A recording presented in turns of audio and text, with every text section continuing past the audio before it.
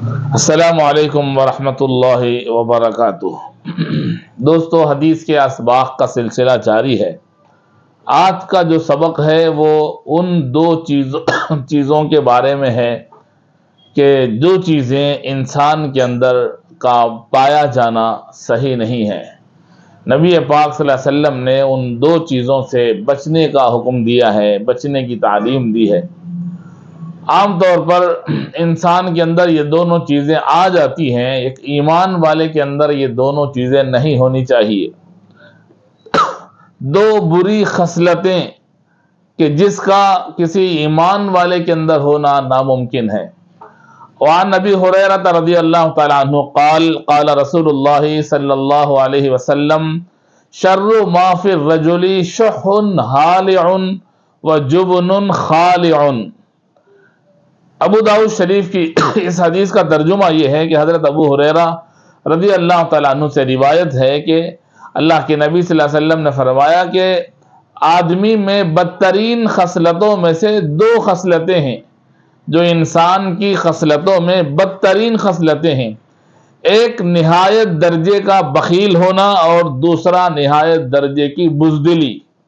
یہ دو چیزیں ایسی ہیں کہ جو آدمی کے اندر ایمان والے کے شایع نشان نہیں ہے۔ ایک مال کی حرص اتنی زیادہ ہے، مال کی حرص اتنی زیادہ ہے کہ جس کی وجہ سے آدمی بخیل ہوتا چلا جاتا ہے۔ اسے یہ ڈر رہتا ہے کہ اگر میں مال خرچ کر دوں تو مال مجھے نہیں ملے گا، میں کمزور ہو جاؤں گا، کنگال ہو جاؤں گا۔ اسے یقین نہیں ہے اللہ کی ذات پر، اس لیے حرص زیادہ ہے اسے۔ ان دو چیزوں سے اللہ کے نبی صلی اللہ علیہ وسلم نے منع فرمایا۔ چنانچہ تشریح میں علماء نے لکھا کہ انسان میں بدترین خصلتیں دو ہیں۔ ایک انتہائی درجے کا بخیل ہو جانا، ایک دم بخیل، خرچ نہ کرنے والا، مال جمع کے رکھنے والا۔ الذی جمع مالا وعدد، جو مال جمع کے رکھتا ہے اور گنتا رہتا ہے بار بار کہ کہیں میرا مال کم نہ ہو جائے۔ علماء نے لکھا کہ ایمان والے کی مثال تو چھلنی کی طرح ہے کہ پانی ڈالو تو ٹھہرتا نہیں ہے۔ ایمان والا وہ ہے جو خرچ کرتا ہے یتیموں کے لیے، غریبوں کے لیے، مسکینوں کے لیے، مسافروں کے لیے، مجبوروں کے لیے، بیواؤں کے لیے اور بے سہارا لوگوں کے لیے وہ مال خرچ کرتا رہتا ہے۔ اللہ تعالیٰ اس کی زندگی میں برکت دیتے رہتے ہیں۔ وہ آدمی جو بخیل ہے اس کی مثال علماء نے سانپ کے ذریعے سے دی ہے کہ ناگ سانپ کو بھی سونے سے محبت ہوتی ہے۔ وہ گھروں میں جاتا ہے، سونا لا کے جمع کر دیتا ہے اور اس پر گول حلقہ بنا کر بیٹھ جاتا ہے، نہ خود کھاتا ہے نہ کھانے والوں کو کھانے دیتا ہے۔ یہی مثال بخیل کی ہے جو مال خرچ نہ کر کے اور بخالت کر کے بخیل بن کر اللہ سے دور ہو جاتا ہے۔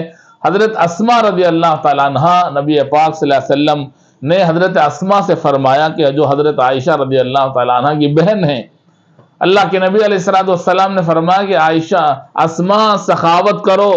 سخاوت جنت کا ایک درخت ہے جس کی ٹہنی زمین میں لٹکی ہوئی ہوتی ہے، اور جو سخی ہے وہ اللہ سے قریب ہے، لوگوں سے قریب ہوتا ہے، اللہ سے بھی قریب ہے، لوگوں سے بھی قریب ہے اور جنت سے بھی قریب ہے، جہنم سے دور ہے۔